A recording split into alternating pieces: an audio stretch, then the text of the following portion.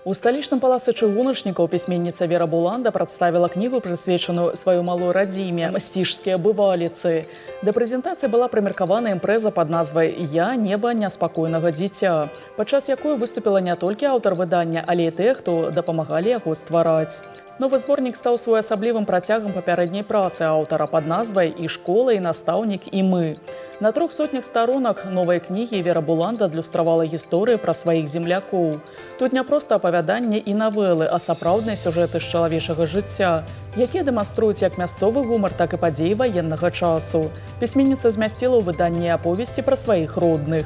У маё новае выданне трапіла гісторыя аповесць пра маю цёцю, якая была замужам за ваенным. Ён быў на граніцы ў Беластоку, і адтуль у 41 годзе яна з паўгадовым дзіцёнкам Вовам, это мой дваюродны брат, яна вярталася на Мсціж. Дапамагалі збіраць гісторыі для новага выдання часам і самі жыхары Мсціжа. Так, частка сюжэтаў з кнігі прысвечана настаўнікам з мясцовай школы.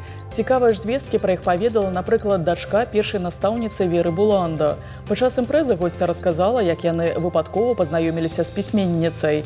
Прэзентацыя стала нагодай прыехаць і тым, хто жыве не ў Беларусі, як Тацяна Гусейнава, што ў тым ліку падзялілася з аўтарам унікальнымі фактамі пра аднавяскоўцаў.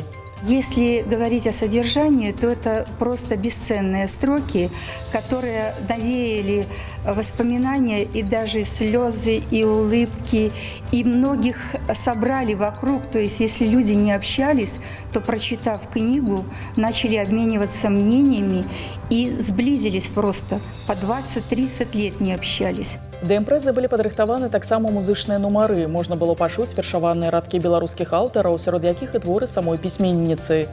Такія кампазіцыі выканалі Кастусь Цыбульскі і Аляксандр Валодчанка. На прэзентацыю завітаў і ансамбль «Менскі гармонік».